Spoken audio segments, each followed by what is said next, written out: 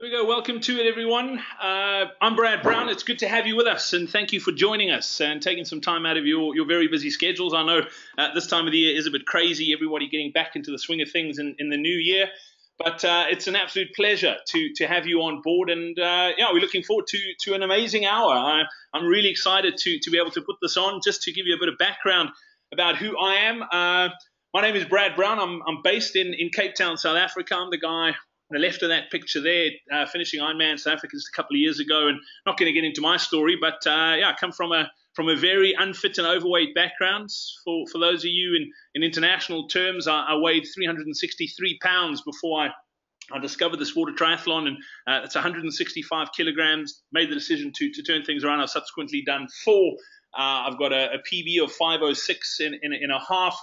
And yeah, that's me finishing Ironman South Africa with my brother a couple of years ago. So incredible story. But most excited to have our guest on the webinar today, Timothy O'Donnell. Timothy, welcome onto the webinar. Nice to have you. Timothy finished third at Ironman Kona last year, the second fastest bike split on the day.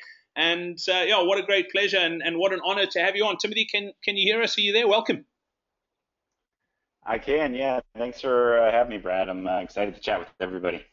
Timothy, you were obviously the first American home at Kona last year as well. You are American, but at the moment you're down under. You're in Australia on a bit of a training camp, avoiding the North American winter and getting tons of good training. And Australia is a place you like to base yourself fairly often. It's pretty conducive for good training, isn't it? Yeah, it's conducive to good training and a happy marriage when your wife's Australian. So we try to get down here for a couple months every winter. And there's a great group here in Noosa. You know, Luke McKenzie and Beth are here, and Jan and Pete Jacobs and Belinda Granger. So we have a lot of fun too as we start to get fit early in the year. Timothy, if you don't mind, before we get into the biking sort of thing, I mean, where did your fascination with triathlon start? Where did your journey begin? I actually started as a swimmer. I started swimming when I was 5 years old on my first summer league team, and then swam all through college. And I went to the U.S. Naval Academy, and I joined the Tri Club there. My older brother was the captain of the Tri team, and at first my freshman year, he made me join the team, and I tried out, and made it, and didn't race much triathlon. I was still swimming, pretty full on. And then I just end of my sophomore year, I did a couple more triathlons and caught the bug. And in my last 2 years in university, I ended up stopping swimming and just focused on triathlon. All right, fantastic. And over the years, I mean, when you get to the level that you're at, I mean, it's basically a case of small margins. I mean, you're never going to make up massive amounts of time on each one of the disciplines. But over the years, which is the discipline that you've had to work at the hardest?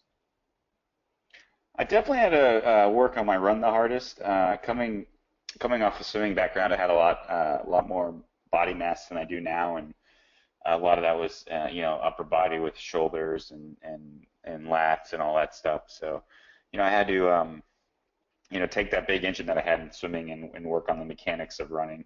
And I worked with Bobby McGee actually for quite some time when I was doing IT racing, and I was on the U.S. national team, and working with him, and at the time my coach Cliff English, we just really did a very specific couple of years of run training, and it paid off. It took a couple of years, but it paid off in 2009.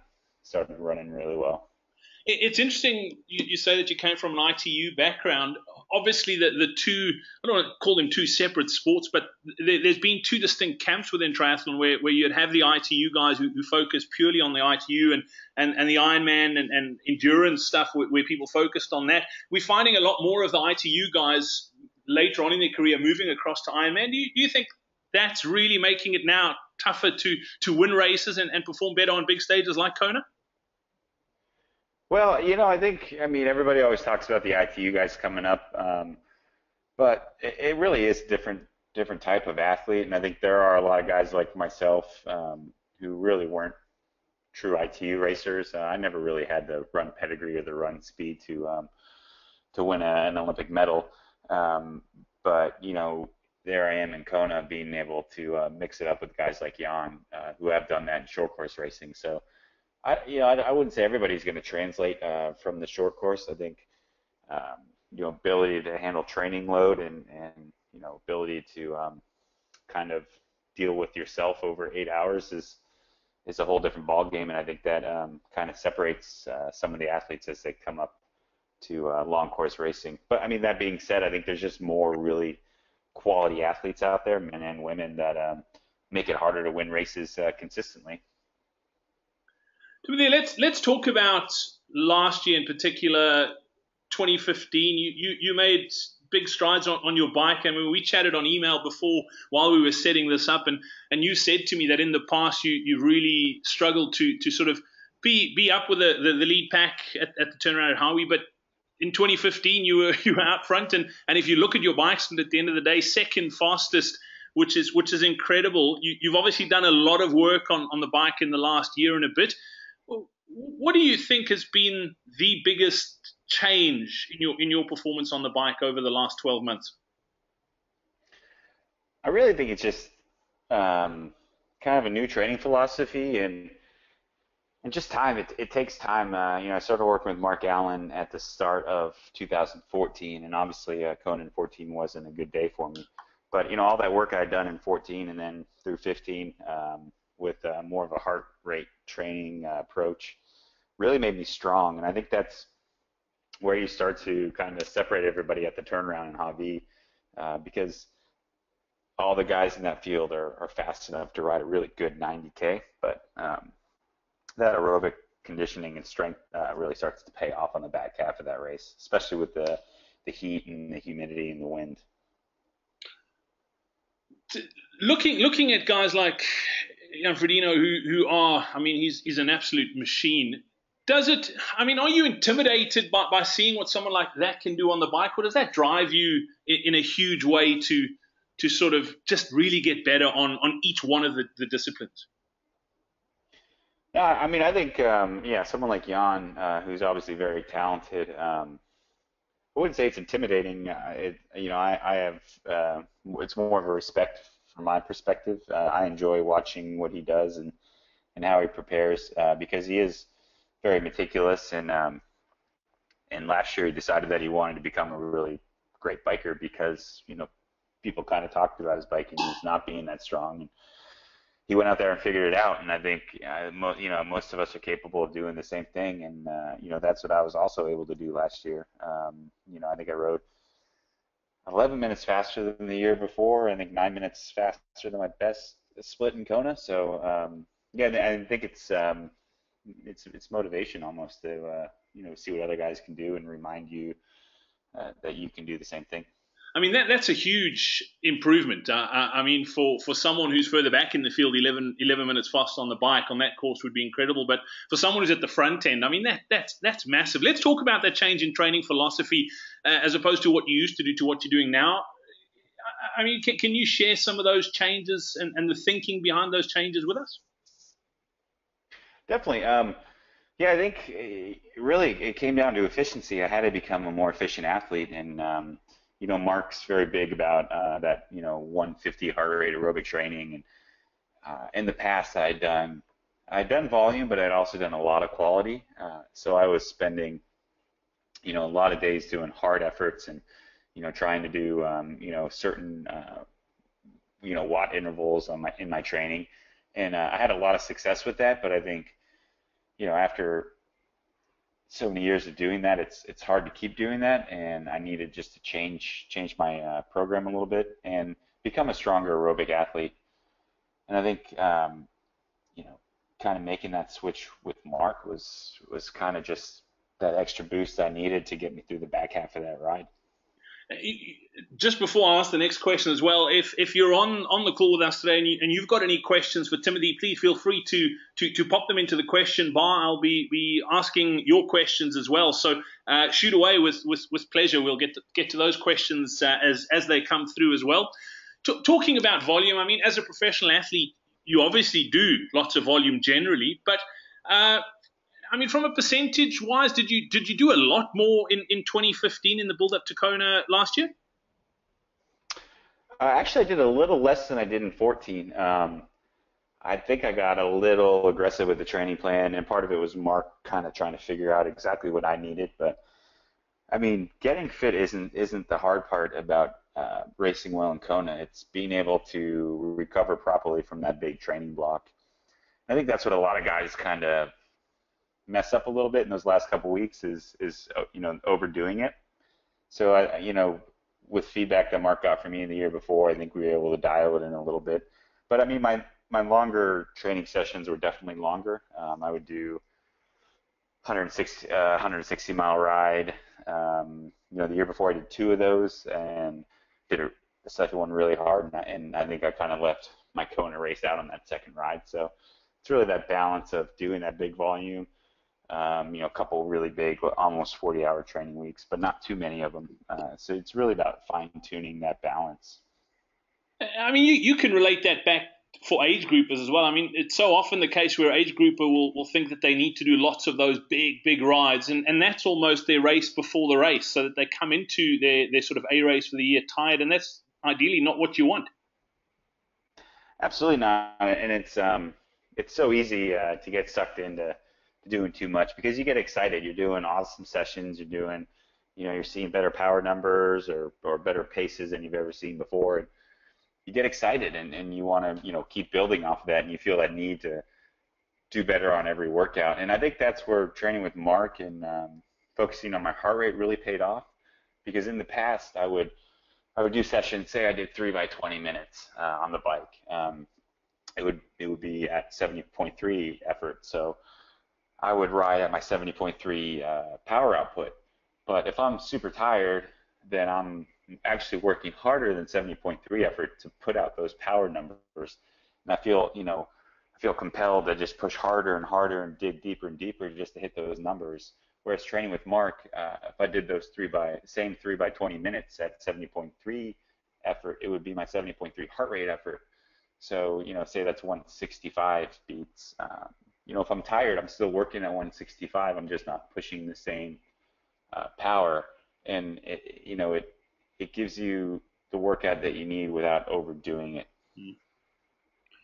Okay, let's get to a couple of questions. One in from Matt. Timothy, Matt wants to know, you mentioned that 150 heart rate training. Can you explain that a little bit more? What does that entail? Sure. It's everything with that I've been doing with Mark is pretty simple. Most of my training is in the higher end aerobic zone. Ideally, in Kona, obviously it varies a little bit. I did some testing, and mine's, my kind of upper end aerobic threshold is about 155, 156. But it's in that zone right under there where you're very efficient at fat burning. And for, a 10-hour race or 12-hour race or however long you're out there doing an Ironman, you definitely become dependent on fat burning, and you can't consume enough calories to fuel yourself, if you're not burning fat. So the more you train in that kind of that 150 range, the more efficient you become aerobically and your ability to burn fat, and it just sets you up to be stronger and be able to use your energy more appropriately during an Ironman. Awesome. Another question in from Linton. Linton wants to know, in your training, do you use a power meter, heart rate, and cadence? And which one or combination do you think is the best to sort of monitor to make improvements? That's a great question, and that's actually a big change I made last year. Is I stepped away from my power meter a lot last year. In years past, I follow my power constantly on every ride, and last year I stepped away. I actually took my my SRM off my bike, and I just trained off a heart rate. And I do pay attention to cadence, not religiously, more just by feel. And I'll do specific workouts to train cadence. I'll do big gear work, and I'll do motor pacing for some high cadence efficiency work. But yeah, it really came down to heart rate, and key sessions I would put my my power meter back on, and I pay attention to those, or I'd use a power meter on a trainer. But very few workouts last year did I get kind of roped into being a slave to my numbers. Timothy, I find that fascinating, because obviously on the Kona Edge podcast, I chat to lots of age groupers who've qualified and raced in Kona and performed really well in Kona. And I'm finding when we first started doing these interviews, almost 100% of these age groupers lived and died by their power meter. But I'm finding more and more and really competitive age groupers are not necessarily just going to feel. They're using heart rate, but they know how their body feels and they know what effort feels like. Do you think sometimes we become too hung up on numbers and forget how to read the signs within our bodies? Definitely, Brad. I think being in tune with yourself is by far the most important part of training and racing. And there's so much data out there, and it's awesome, and it's great to have all that stuff. But in my opinion, I like to rely on that on the back end, kind of after I've done, other than heart rate, after I'm done training. That's when I like to sit back and analyze that. And for me, power is an awesome tool on those key sessions to compare where is my power relative to my heart rate, so I can see the improvements. Okay, at 150 now I'm pushing 10 or 50% higher watts. That's awesome. But it's also a lot of stress. It's a mental fatigue when you're constantly a slave to your numbers, and that can really take the edge off of you mentally going into race day. So I felt really, really fresh and invigorated with my training. Not paying as much attention to it last year. Awesome. Got a question in from Christian Fiesel, Timothy. He wants to know, what's it like to be chicked by Miranda Coffray? You had to bring that up, Christian, didn't you? He says, don't worry, we all get chicked at some stage in our career. Yeah, obviously being married to one of the greatest female Ironman athletes ever has its pluses and minuses, and that's probably a minus. But I still have the fastest time in Kona in the family overall, so I'll take that. She's on the couch shaking her head at me right now. I love it. All right, question in from Ruben Thompson. Ruben saying he's a 14-year-old triathlete and was wondering your point of view on overtraining on the bike. He's been doing lots of 70K plus bikes and he's been told to dial it down. It will be interesting to know what sort of distances Ruben's racing. Ruben, if you wouldn't mind putting that into the chat bar as well, I think that's obviously important. But at 14, do you think that's too much? Just, it's obviously there's not too much info there, Timothy, but what are your thoughts? Yeah, I think Ruben, it's awesome that you're out there tackling the bike like that at 14. I wish I knew how to ride a bike at your age. You definitely have to be careful with your development and make sure you're watching your gear ratio and not overdoing it. It's definitely a time where you don't want to do anything that might harm your development as an athlete by doing too much young. And just be patient. This is a sport where, what was Crowe, 38 or maybe 38 when he set the course record in Kona? You have plenty of time. You got a good solid 25 years of racing ahead of you, at a strong level. So there's no need to rush right now. Yeah, and often as well. We see it in endurance running as here, particularly in South Africa, that the guys tend to go up to the longer ones too quick in their career, and they lose that top end speed that they should have early on in their career. And I agree, Timothy. Lots of time for you, Ruben. Okay, question in from Lee. Lee's been told that watt bike training is as good as training on the road. Where can he find good watt bike sessions to do if when he's not able to go on the road? Do you rate watt bikes as a alternative, particularly for age groupers, guys and girls who are working full time, don't have much time to head out on the bike, particularly midweek? You put in a good high intensity session the week on a watt bike, it should do you pretty good. Yeah, absolutely. Obviously, I think the biggest thing when you're racing and you have a family and a job and you have all that to balance is to be efficient and smart with your training. And I think, quality indoor sessions is a great way to do that. And it's very time effective. You can actually go on to Pair Sports. I believe it's pairsports.com, and they have some great interactive indoor training sessions that use athletes like myself and Rinny. Some great coaches on there as well, and it's interactive training. So when you're when you're not doing the right stuff, one of us is going to come on and yell at you to do the right thing. So it's a good fun way to train indoors. I like that. Keep the questions coming. Some great ones in. Darren wants to know: is your aerobic threshold different between the run and the bike? I've heard a lot of different stuff about that. If you talk to Mark, and your aerobic threshold's your aerobic threshold, but you see some studies that say otherwise. I've only actually been tested on it on the run, so I tend to have my run a couple beats higher than probably my bike. That point is actually links directly into the next question, which Alice submitted. She wanted to ask, do you recommend people getting tested to identify that upper aerobic heart rate zone, or are internet sources suitable in most circumstances? I think most people are probably all right with a general kind of that general number, but honestly, testing now is pretty available and relatively inexpensive. And it's a quick test to go do that. And you might want to see too how it looks with your run and your bike. So I don't think it hurts. I'm I'm an analytical guy, so I like to know exactly where I need to be. But you can probably kind of feel it out yourself too if you're at 150 and versus 155 and kind of feel that effort and yeah, it might become a little clearer to you personally too, exactly where you are. Right, Kevin asks, how much have you personally been able to improve your aerobic heart rate? I mean, you say you're pretty analytical. You've tracked these numbers over your career? Yeah, it varies in the season. Right now, I am very unfit, so it goes down.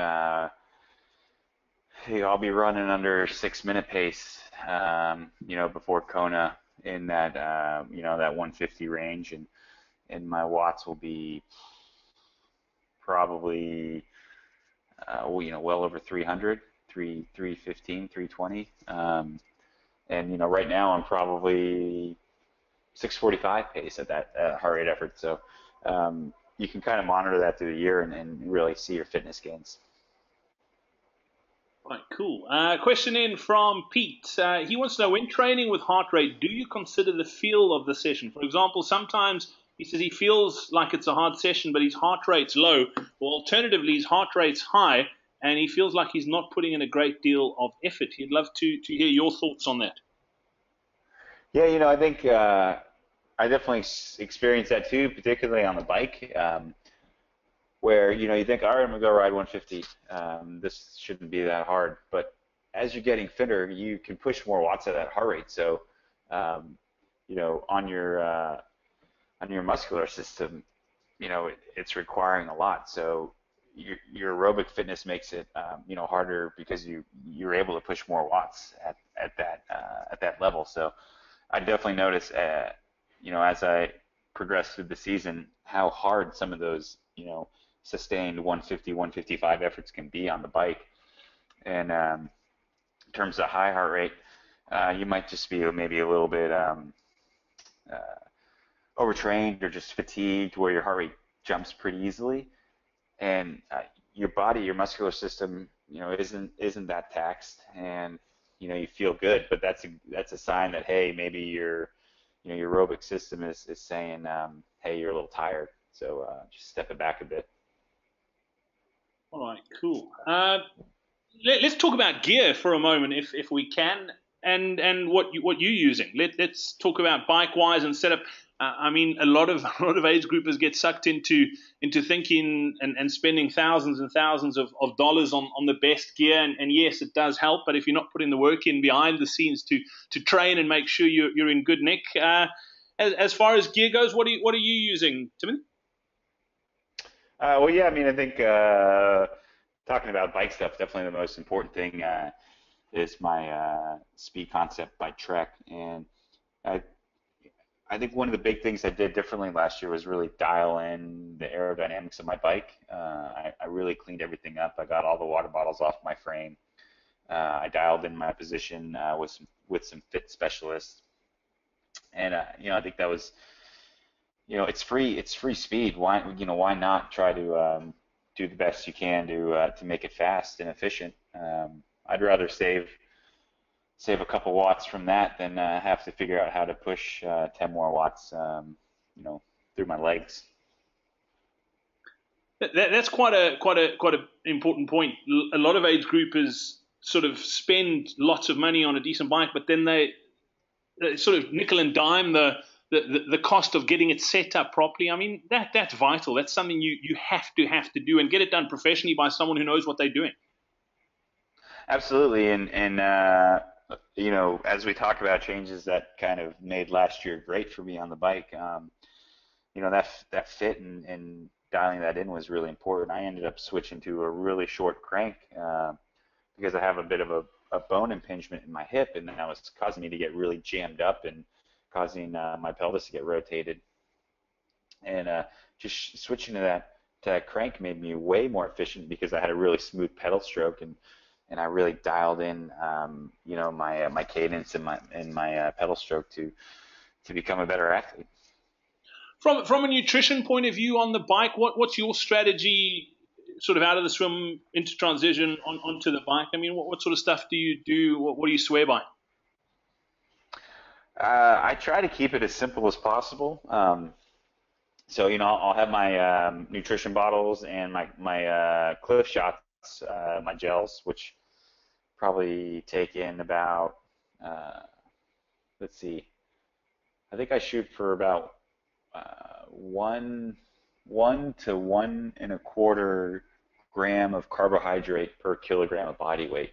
So for me, I'm about 72 kilos on race day. So I shoot for around 85 grams of carbs an hour. I don't really worry about anything else because at that point, that's the fuel you want to burn and that your body can readily access. So that's kind of my rule on the bike. And then the run, Coke. I try to stay away from the Gatorade in the course. Coke and water, and salt sticks for electrolytes, and Cliff Shot, watered down Cliff Shot gels. Brilliant. Question in via Twitter from Luvuyo Bangazi. Luvuyo wants to know, and this is often also a lot of age groupers sit with this. He wants to know, what's it like from a relationship perspective to have a highly successful triathlete wife? Does it affect your relationship? I mean, do you train together? How do you get that balance right? Well, Rinny and I do a fair amount of stuff together. A lot of aerobic runs or rides. We'll join each other, but when it comes down to getting the work done, we do our own thing. Her coach series in Boulder, so she'll do a lot of her quality stuff with her, and I'll do my own thing. And plus, as I've started to kind of do my new program and train at a more specific heart rate, I've gotten stronger on the bike, and if I'm riding in the 140s, Rennie necessarily doesn't want to ride with me on an easy ride. So we love to train together, but we also are very smart about doing what we need to do to succeed. How competitive is there much competitiveness between the two of you? Not really between us. There's obviously there's a lot of banter with friends and in the industry and stuff, particularly with her running. But personally, we're a team, and we want to see each other both do really well, and as long as she's beating the girls and I'm beating the guys, that's all that matters. I love it. Andre wanted to know what kind of balance between constant pace training and interval training is needed. Obviously, saying being sort of doing time trials, there's not much like where you're in a bunch and you have to keep up to the bunch. If there's surging, there's not much surging. What would you suggest, and what do you do? I usually do. It varies with what part of the season I'm in, but when I'm unfit, I'll do maybe one quality bike, one quality run a week. Swimming I have a good background in swimming, so I can handle a little more quality. Just kind of as the master sessions goes along. But when I get fit, not many more than maybe three really, really high intensity workouts. I used to do 4 or 5 a week, and that got to be a little too much. But honestly, those harder rides and runs where you're really working on that heart rate training end up becoming really, really good workouts. And then that lets you have your quality be exactly that: short efforts, very precise, not much fluff, just wham bam, get it done type of stuff. Question in from Istvan. Keep those questions coming. Some great ones coming through. Istvan wants to know: do you use any specific drills to develop your cycling technique or drive? If so, what do you do? Yeah, I've done one leg drills in the past on the trainer. I don't trust myself doing that on the road. I don't know if that's a great idea, but I personally I love motor pacing for that. I really feel it helps me feel my pedal stroke and become very fluid and very smooth, and get my cadence up too. I think a lot of triathletes get bogged down in that big gear, that grind. But getting on the back of that motorbike and letting it rip, it definitely has made me more efficient in my pedal stroke, and it's a ton of fun. Hey, Renee Rust. She says it seems like triathlon's become more professional and commercial over the last 10 years or so. I mean, the sport is definitely growing, and that's something we can touch on in a moment. Do you see this as having an effect on you, your training, competition, and the triathlon community as a whole as the sport becomes more mainstream? That's an interesting question. I think as it becomes more mainstream, there's other stuff to do, and I think in the future, as that keeps on progressing, you'll probably see maybe a little less racing out of the pros because they get pulled in other directions to do that kind of extra stuff that you do when you start getting media attention on a national, international scale, and start getting sponsor requests. There's only so much you can do, and we obviously have a very training intensive sport. Um, so I think as that grows, I think the only way to balance that is with maybe smaller race schedules. Let's talk about your sort of race schedule. It's early on in the season. It's still very much up in the air. But generally, like, let's talk 2015. I mean, how do you sort of plan things out to make sure that you're in the best possible shape leading into your sort of A races for a year? Yeah, I think when it comes to race schedules, you just have to not get greedy. It's so easy to want to go and hit a bunch of races that you think might have softer fields and make some money and make some bonuses and be happy. But if you really want to do well in Kona, you have to schedule everything around that. You have to start, with a blank piece of paper that says, October 8th or 9th or whatever the date is, and then go around that. And that's what I do. That's what Rennie does.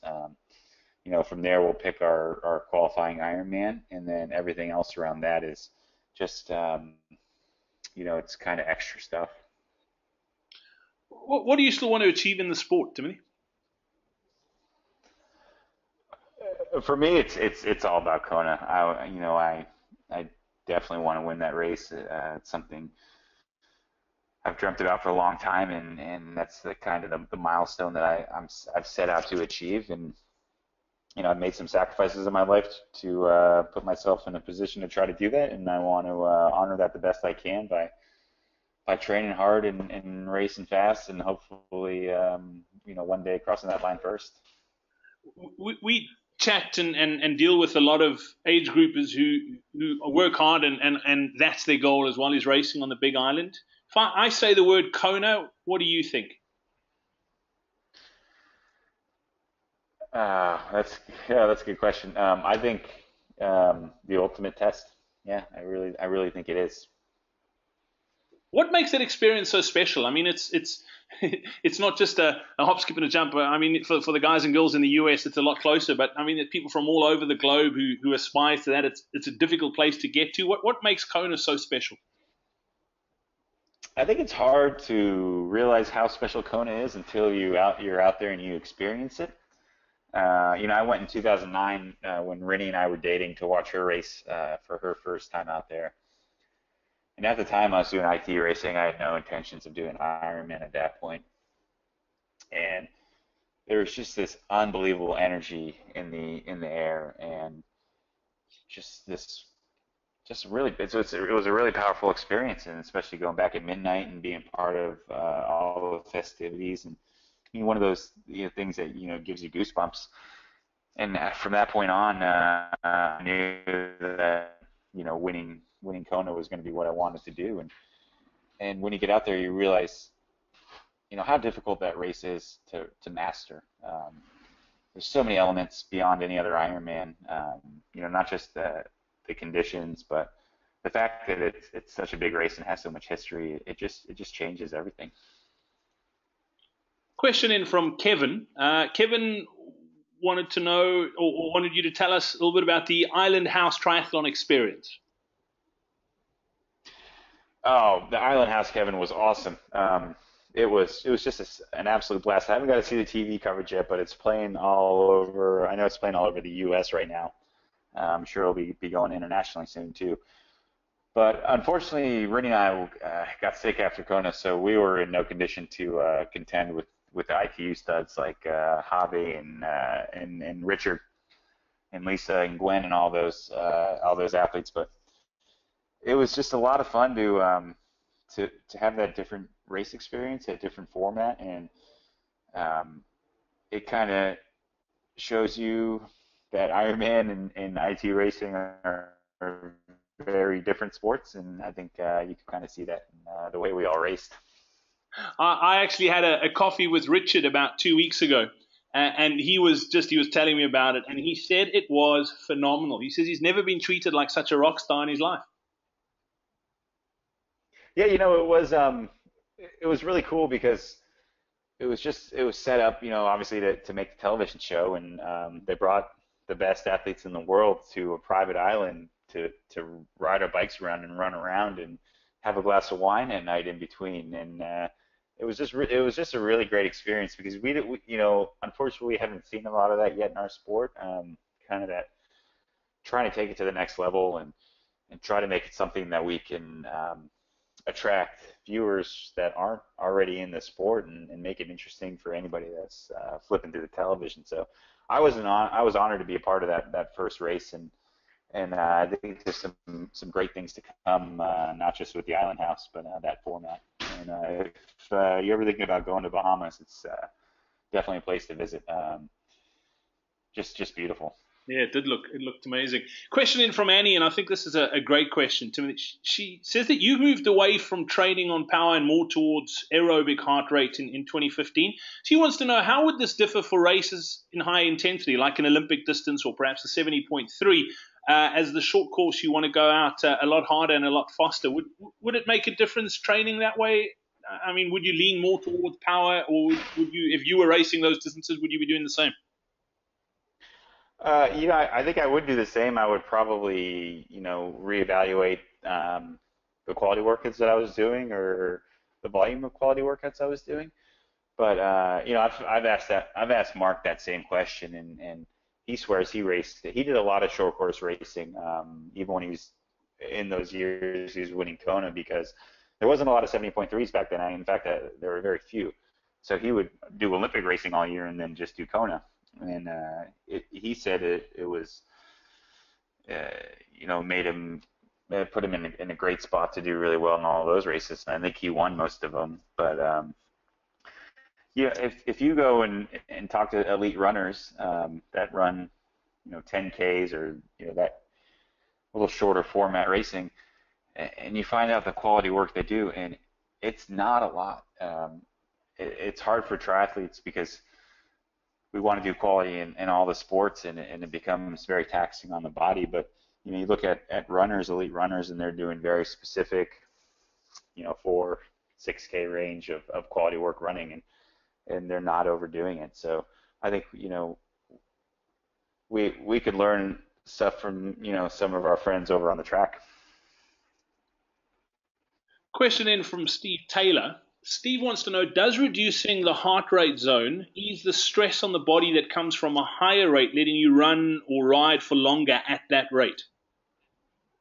I'm sorry, could you say that one more time, Brad? He wants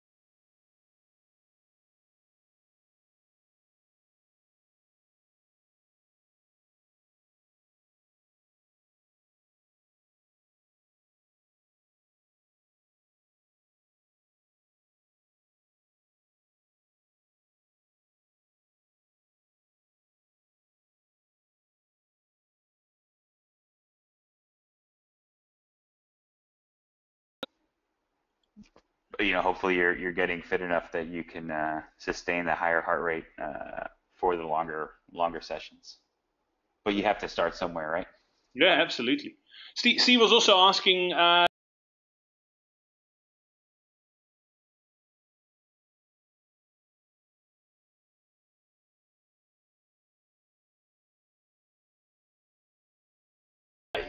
Honestly, if you can take anything off of the center of your bike, like inside your frame, that's a lot. There's a lot of drag in there. If you can get your bottles mounted, between your arms behind your seat, you want everything up there.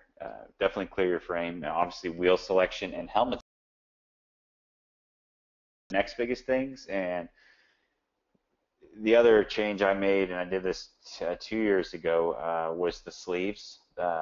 I used the stealth top, the Castelli stealth top on the bike, and that's they've done some substantial wind tunnel testing, and having that smoothness over your shoulder blades is very important to reducing drag across your back. So those are the kind of things I'd say to look at. have you done much or any time in a sort of wind tunnel yourself, sort of working on your position and getting into a more aerodynamic position? I have. I've been to the tunnel several times. I've there's several tunnels in the U.S. San Diego, North Carolina, Arizona. I've been to all three of them, and those things I mentioned are kind of what if are kind of the things that everybody gets drawn to in terms of the fixes that you can make. And for me, aero is great in terms of your body position, but you have to be able to stay in that position. So if you put yourself in a super aero position that's uncomfortable, well, that's no good if you can't stay in it for 180K. And let's not forget that you got to run off of that. So I think putting your body in the right position for 180K is really the way to look at it, and then try to get a lot of those aero savings off of your equipment. Yeah, that is such an important point. I mean, I see it often as well. Age groupers, their bikes are set up so aggressively, but you can't you can't sustain that for a long period of time, unfortunately. Right. Quick question in from Lee. Lee wanted to know, from a nutrition point of view, do you carbo load? I do pay attention to carbo loading, but I try not to go overboard. I did that a couple years ago, 2011, my first Kona. I went completely overboard on carbo loading and ended up getting sick before the race. I actually found out I had a gluten intolerance from that whole experience as well. But the way I kind of see it is your training volume's being cut drastically race week, so obviously your calorie expenditure throughout the week is also decreasing. So I do carbo load to some extent, but most of my carbo loading is coming from the fact that I'm not burning as many calories, so I don't really need to eat much more. But since I'm not working out as much, I get that carbo loading effect from my reduced training. But the 48 hours before race start is when I really switch my percentage of fat, protein, carbs into higher percentage of carbs. And so my calories may not be much higher. The percent carbs really gets bumped up those 48 hours before the race. Kevin's asking, what breakdown in your training on the bike, what would the split be like as far as indoor training as opposed to outdoor rides?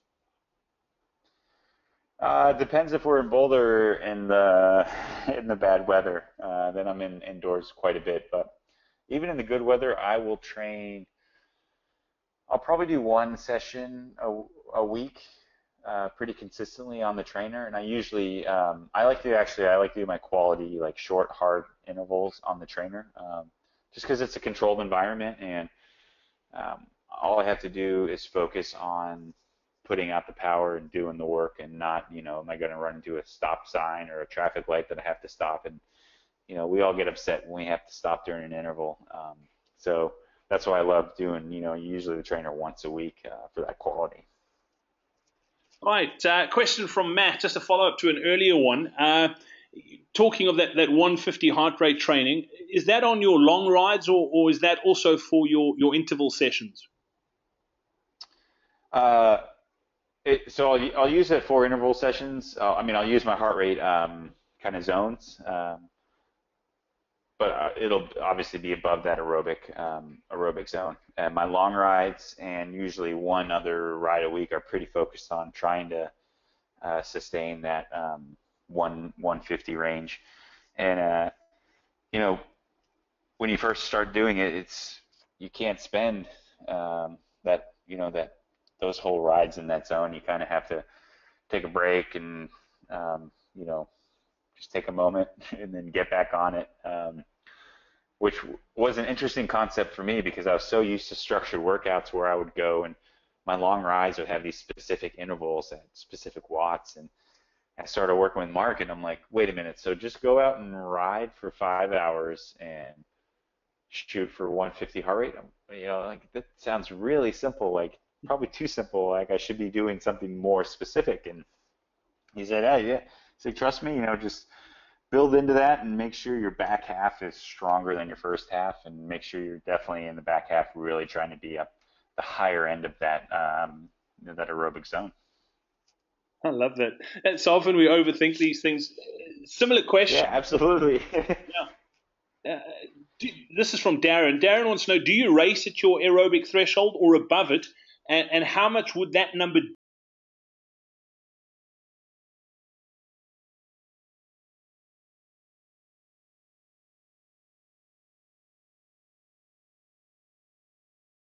strap when I race? For me, it's kind of, all right, I know my body, and also it's a race, and I want to win. And sometimes you don't want to be